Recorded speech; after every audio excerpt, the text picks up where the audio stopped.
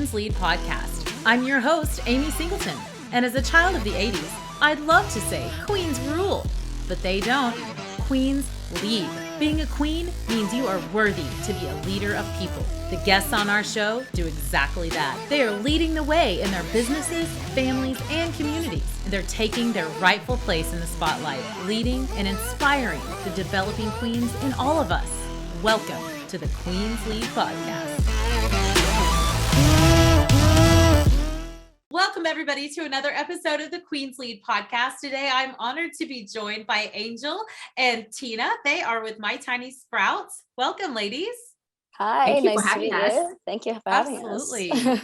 Now, Angel, you are the ringleader of this outfit. Is that right? We kind of collaborate together to make this. And I am the educational psychologist by trade and a creative educator. So, okay. Yeah, and Tina is the designer behind this whole operation. So. Okay. Hi, Tina. Welcome. Hi, thank you. So you are a designer by trade. Is that what she said? Yes, I actually came from a fashion background and business background as well. I used to work in Fortune 500 companies for many years, many companies. So did a lot of mergers and acquisitions and the unfun things in the corporate world. But my passion has always been design, and I spent time in New York City working in media and fashion. So that's kind of my background. And I understand they're in California now, but you're both from Dallas. Yes. Who wants to tell the story about how you guys met in Dallas and what took you to California? That is a very interesting story. So we actually went to high school together in Richardson, Texas. Nice. And after high school, we went off to college and did our own thing. I moved to another country for a while. We haven't seen each other for like 15 years or so. Oh, and wow. One day I was down in Pleasanton, California, and I took a picture and posted on Facebook. And an Angel commented and said, "Is that Pleasanton?" Just looking at the corner of the tree. She's like, "Is that Pleasanton?" Oh my gosh. I said, "Yes, it is, but California, not Texas," thinking she was still in Texas. And she goes, "No, I live in Pleasanton." So we discovered we only lived about 3 or 4 miles apart. Oh my gosh. After not seeing each other for 15 years. Oh my word. That's so wild. And it was serendipitous. Where is this in the timeline? Like what year was that? This was 2017, I believe. Okay. 2017. Wow.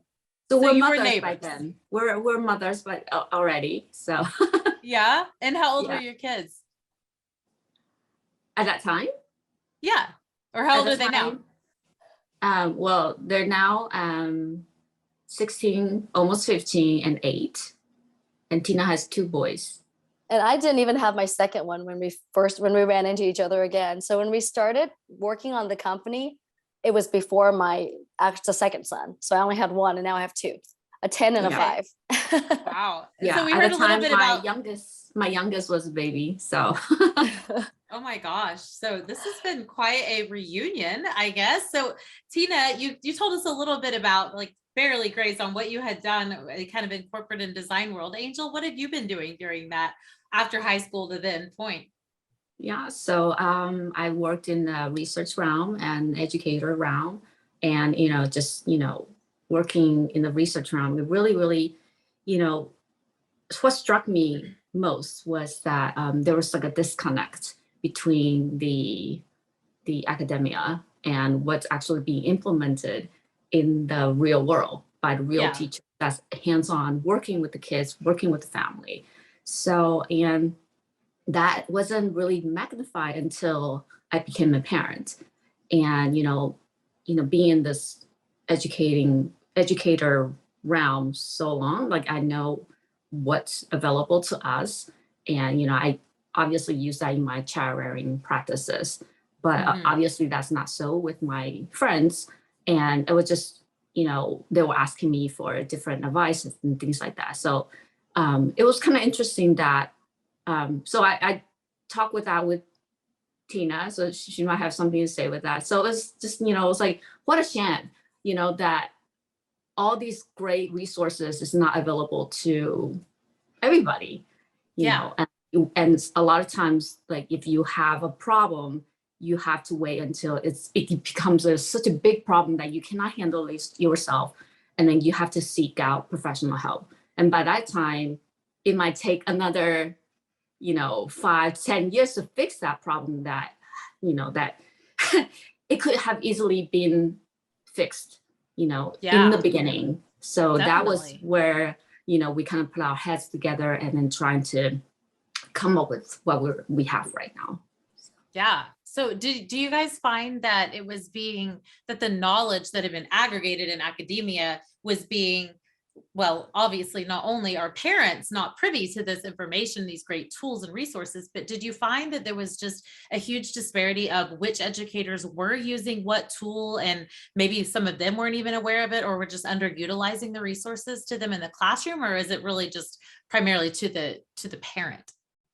I think there's a huge gap in both areas. First of all, what's available to families, if you go to like Target or other, department stores, the kind of games that are teaching social emotional skills kind of graze the surface. They introduce you to 8 emotions that you probably already know about, but you feel like you did something because you purchased it for $10, $20. And then you have the therapy games, which were over $200. And they didn't care about marketing, how it looked or how fun it was. It was really for someone who was already experiencing problems, like Angel said, who had to go see a therapist at that point. They had all these resources to use. So in between that, what about the people in between, right? Like, is there a preventative way we can introduce these techniques that's available to the therapists and counselors in the academic realm and provide them to everybody? All families. So that's basically what we did, is we decided, okay, we have to provide something middle tier that goes deep, but is also simple and fun enough that families can take home and use, because you can't expect a mom and dad to teach their children like a therapist would or a counselor would. Yeah. So basically trying to bridge that gap. I think Angel got kicked off. Are Sorry you there? about that. I don't know what happened. That's okay. No worries. I was like, what happened to my speaker? I know, I it's think like something my messed screen up. just went blank. I'm like, what? And I was trying to text you, but sorry. Life tools, no worries. There's a great blooper. We get kicked off, we get knocked down, but we get up again. Exactly. That's it. Just roll with the punches. Yeah, exactly. So had either of you ever been in the classroom setting, or in as a teacher or as a therapist on the emotional health side? Yes. So Not me. I was Not me. I was I taught for a long period of times. So I've been working with the kids, from 3-year-old all the way to college. So as well as doing parent coaching as well. So so in the educators realm, going back to where I left off before, I do see a lot of disconnect, not just with the family, in a family setting. I see that in the classroom as well. A lot of times, I think it's a whole educational system where the whole all bureaucracy and things like that. The top people, they might have this grand vision of what to do, how to do it, but there's when you're not hands-on and doing things down there, it just you're really not elbow deep with these kids, right? Exactly. It's just really difficult to trickle down, and there's a lot of implementation limitations with the policies, this law or whatever. So it's really, really difficult to do that. And, I was thinking, what is the best way to get people these strategies without going through all these different bottlenecks? So, I feel like entrepreneurship, I think that, for us to bring this out into the market where it's accessible to everybody, I think that was the most direct way. So. Yeah. Tina, do you have anything to add to that? No, I think she basically added to what I was talking about. We were talking about the gap between what's available to the market and what's not. And there's a space that needs to be filled in the preventative measures, that instead of, having to already run into a problem and see a therapist, you have this gap in between where you can actually play at home, and it actually helps them develop social and emotional skills. Even today, you were asking a question earlier, Amy, about, do we see any gaps in schools? Even when seeing our kids go to school and what they bring back in terms of mental, with mindfulness journals and things like that, it really is just, okay, if there's extra time, here's a few sheets to work on. So there's still not a lot of focused time working with the children in this area. And it makes sense because in academic space, you want results to be quantitative, right? And soft skills are not quantitative. So you can't say, oh, my class is now 30% kinder. That's not something you can measure. And hence schools are put less time on that. They want to stress the academic factor. So there's a lot of gaps that we're really playing with when we introduce this game to the market.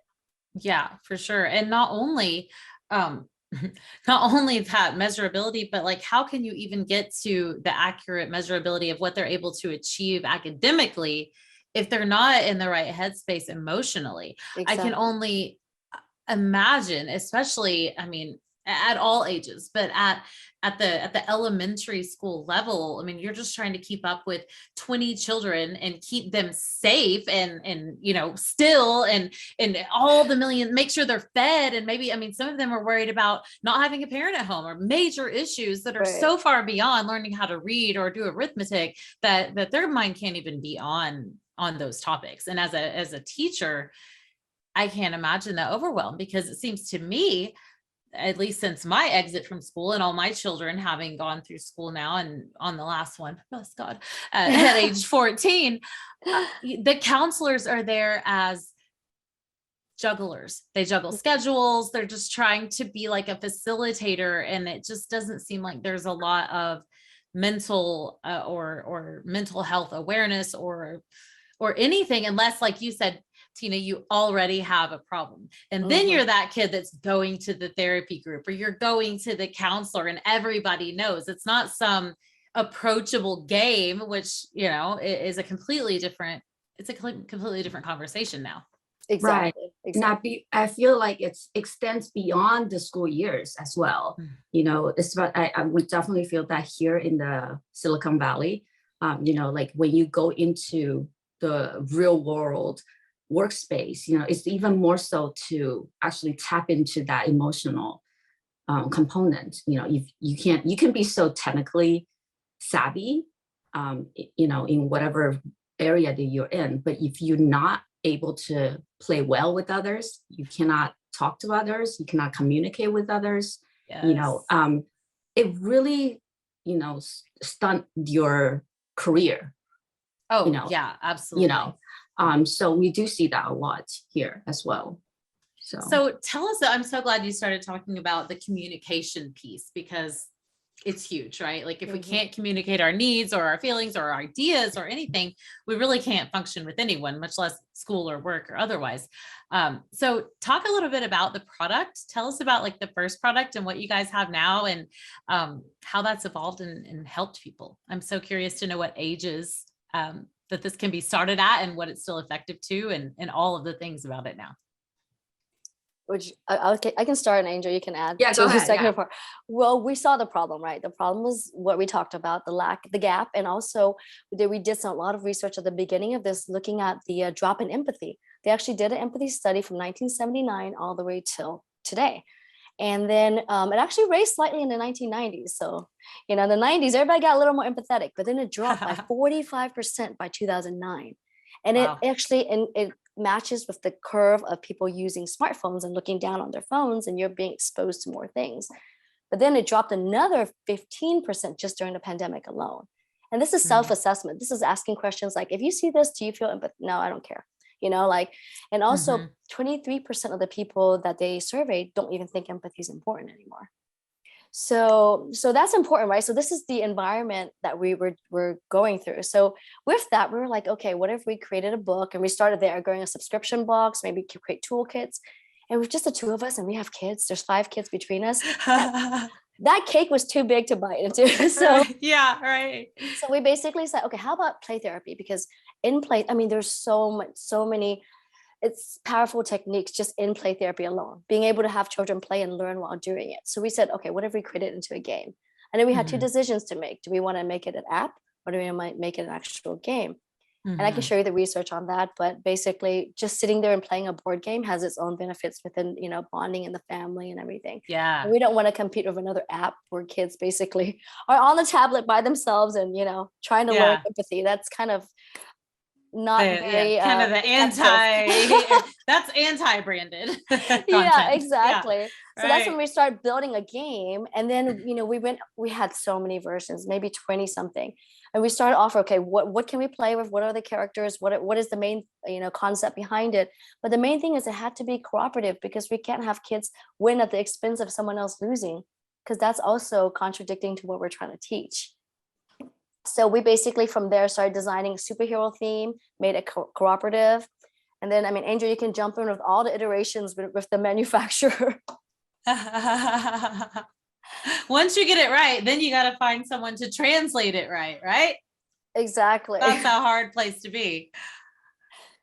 I mean, we basically worked with manufacturer and had 20 something versions where we're like, okay, how do we do this? It was just and this was during the pandemic, the beginning of the pandemic. So we were trying to get a game and a product and a company started during the pandemic. So we're fighting with freight and all sorts of things like that. But I'm going to go over, like, basically there's 4 major teaching techniques that we basically put into the game. The first one is basically stepping into the shoes of another. So if you talk about reading and why reading is important, the more a child steps into a shoe of a character, the more they're able to think from another perspective. And that repetitive thought process becomes habit. And then the second one is the power of introspectively looking at an emotion, creating a relationship between you and an emotion. So for instance, when's the last time you felt nervous, and how did your face feel, fingers feel, etc.? What does it mean to be brave? Things like that. So we implemented that into the game. And then the third one is the facial mimicry, where it's kind of like a game of charades, but you show an emotion and everybody makes it and then you guess. So you practice reading the nuances between mom looking maybe disappointed versus mad or sad. And then you see that mad or sad or, silly looks different on different faces. So you're basically practicing the actual facial recognition portion. Wow. And then it also comes with the guidebook that basically has additional activities where they can take what they're learning in the game to the real world. Wow. So those are the 4 pillars of what we call that create the gameplay itself. Wow, that's awesome. And so what is if there's not a winner, what's the end objective then that the group achieves together? There is a win, actually. So that's okay. There's a villain. Everybody fights against the villain. So he moves into the sewer. He's living in a sewer, and everything he touches basically turns red. And you have to, as a superhero team, you can't leave anyone behind. But every time you spin a superhero, you have to basically try to fix the red that's in the square. If you make it through the city once and all of it's fixed, then the superheroes win. If there's any red left over, then the bad guy wins. So we still made it fun. Nice. I like it. I like that there's still a bad guy, right? Because there's bad guys in life. Yes, exactly. Yeah. And it's funny because like the bad guy that we created, I think that could be like our little demon within ourselves too. So it's how you make it to be. We all have that guy like, Yeah, exactly. So this game is geared toward families. Excuse me. Yeah. Originally, yes, we are trying to bring it to family, promote it to, we want to teach the parents how to teach the kids. So we want to bring the family. But we were really fortunate that we are endorsed by, I think, 7 or 8 professional associations by now that are teachers, therapists and clinicians and special ed foundations and things like that. So that they are actually using our tool in the school district, in their therapist sessions. So we're really happy that, and they come back and tell us, and it's like, oh my gosh, my clients love it. And we do see a change in their behavior. And it just it really validates what we're trying to do. Yeah. I can only imagine. When I was going through a divorce, my young kids who are now much older used to say, Mom, if that lady asked me how I feel one more time. And I wish they had something like this that could be more collaborative. I think it would have been a lot more beneficial. Right. And I think that's the beauty of, having it into the game, because it gamifies things. So people, when they're playing it, they don't feel like being, point at you. Like it's geared toward, it's just a light on your face. Hey, talk about how you feel now. Yeah, the spotlight's on me. I don't want to talk about it. It's why is it always? But when you put it into the game, that takes that edge off. Yes. And so they're more likely to share, because if it's just a game, So right. Yeah. Oh man. So what is the ideal age where a child can start to kind of comprehend these feelings and be able to play this game and gain some of that knowledge? I think it goes beyond this game actually, because a lot of therapists and teachers are telling us, they're using the components separately for different settings. If you don't play the whole game, that's okay. There are cards that you can use, separately. So I feel like in teaching kids, we should go as young as they understand, like sign languages, like when they're crying, they can't even use their words to communicate. So we give them the words. We teach them and say, "Oh, are you hungry? Right? Are you hungry? Are you tired? Do you need a nap or do you need a hug?" So I think that needs to go as young as possible. But this game, because it's language dependent, so it's for 5 and up that they, after they play with the parents, or adults, for a few times, they can take it on their own. But if there's an adult there, they can actually play from 3 to 4 years old. So yeah. Toddlerhood. Okay. I love that you're getting it into schools with teachers. What has the I know when did the product officially launch? It was November of 2021. We Okay, launched the so over Kickstarter. a year and a half now then. So it actually, the funding went through beginning of December that year. So about a year and a half, we've been available in the market. Yeah. Okay, nice. What's it been like trying to get the word out? Difficult. Yeah. Now you came with struggling. the background, and you have some background in marketing. Is that right, Yes. Tina? Yes. Yeah. And Angel, did either of you ever own a business, manage or run a business, or anything outside of like just your 9-to-5 corporate type responsibility or academia responsibility? What has that? A lot of our listeners are coming from corporate or some type of very stable 9-to-5 kind of job to what this shit show we're all a part of now. I know. So, this is my third let's company, talk about actually. that. Is this it is okay? My third, then you know some stuff. I mean, what was that first like compared to this?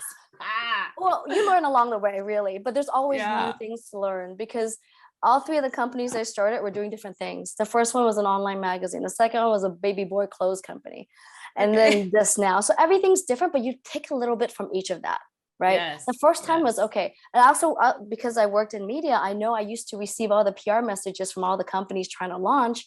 So I know how to actually reach the correct people.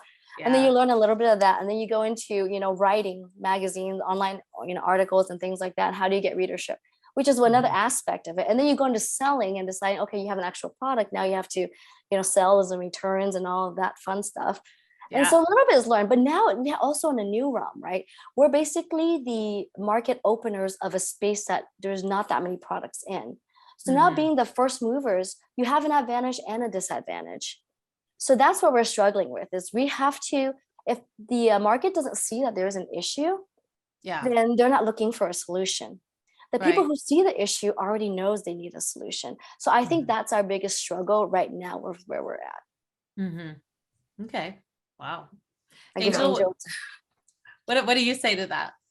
Yeah. I do have a degree in program evaluation. So I've been hired by company to, kind of consult, what to do as, at looking at the whole organization and how to revamp it and things like that. And so I've also been an editor. So copywriting is part of that as well. So it's really interesting to, tap into all the different experiences that I've had before, and then trying to conglomerate it and then put it into this new business. Now, is it hard to take that high level view of your own business? Because I know for me, I can come into a business and go, okay, let's look at your marketing. Let's look at your processes. Let's look at your sales. Let's look at these things. And I can point the finger really easily to other businesses. But when it comes to mine, it just seems like, well, my children can do no wrong. Right. It's kind of interesting because we are in a new market. We Definitely. are not traditional board game where it's just, just playing for fun. We Mhm. are not therapeutic, tools only for that's, for therapists or teachers. So we're Mhm. kind of in the middle. And Yeah. so it's difficult this is what's difficult for us right now is to change the consumer behavior because we want to get, right now parents are busy. I have 3 Yeah. boys. Yeah. Parents are busy and they don't have the time to Yeah. sit down and spend that time, and play a game. And Yeah. that's what actually we want to do. And that's been difficult because it's so easy to give them an iPad or give them a phone and just like Yeah. leave me alone for 5 minutes, right? Yeah.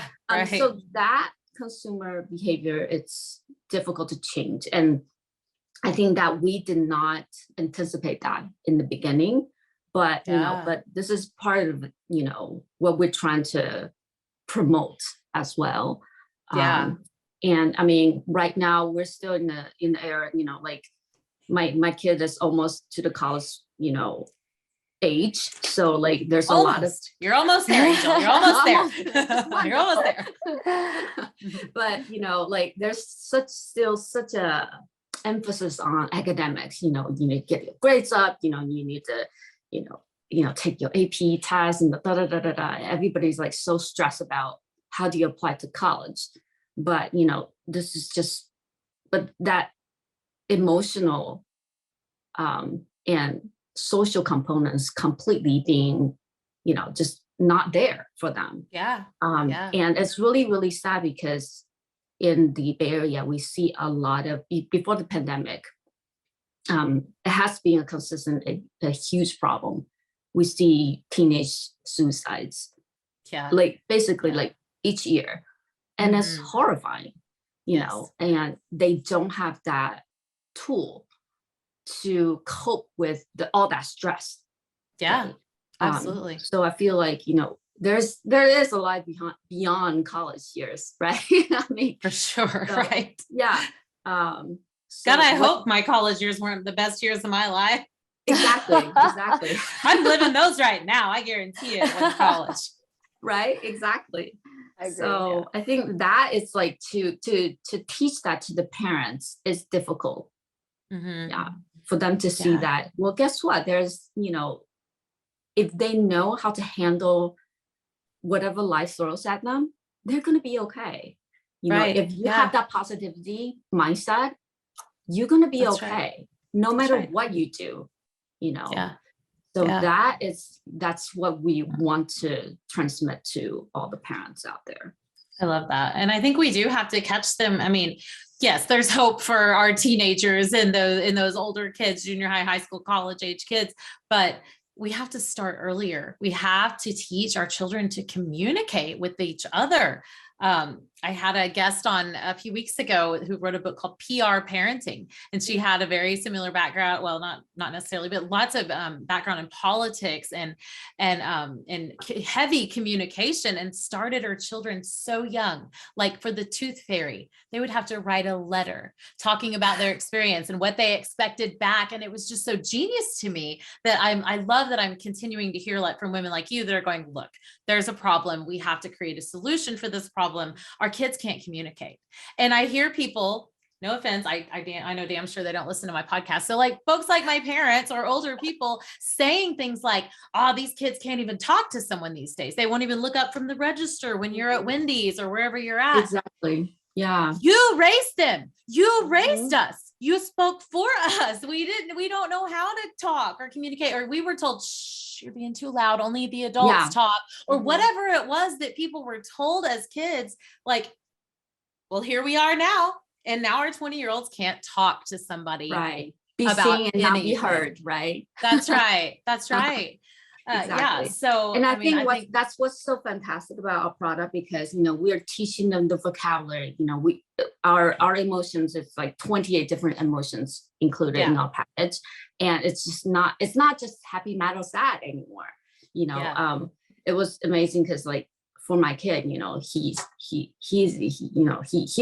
forget things a lot of times. And then like a lot of times like, hey, I ask him, how come you forgot to bring this book to school. And then he will use the emotion that we have in here and say, oh, I guess I'm sorry, mommy, but I was feeling absent-minded. So he was using the words to communicate. It's like, oh, I must be absent-minded. That's what I forgot. So next time I will remember. You know.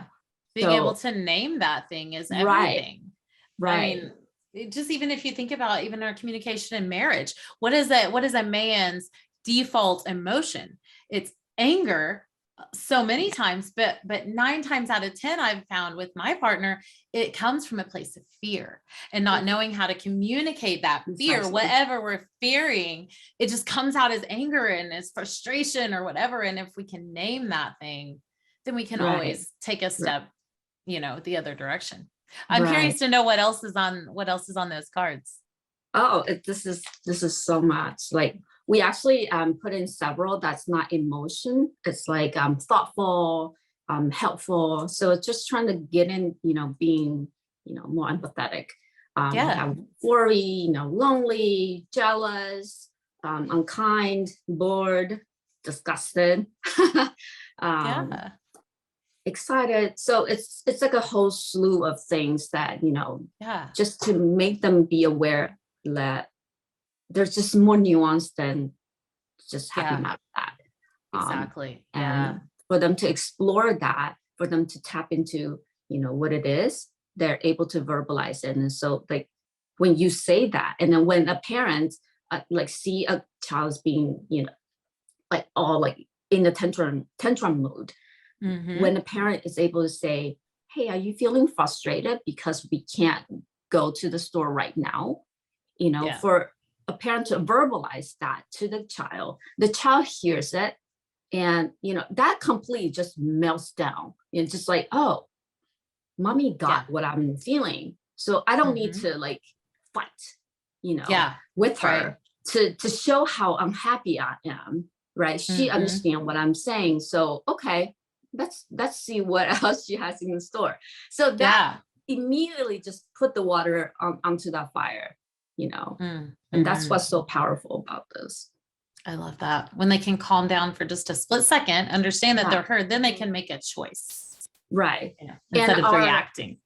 And our product, it's based on cognitive behavioral therapy strategy. So we use this thoughts, feeling, action to really, really assess the scenarios that we're trying to bring in. So, like for them to think, a situation here, what do you think really happened? Right. So that already for them to say, oh, hold on a second, before I jump into a crazy mood, a crazy feeling, let me calm down, assess the situation. What am I dealing with right now? Right. Right. That's calm down and think about it logically. And then we tap into a feeling and say, okay, this is a situation and my feelings are always valid. We'll never say that there's a bad feeling and that's not an appropriate, feeling. It's all valid because we're human. We feel, right? That's right. So why do you think you feel in this way or this person's feeling this way? And then so that to understand what they're feeling, that's really, really powerful. And then we talk about the actions. Is this person do you think that's appropriate in this situation? Is this a socially acceptable behavior?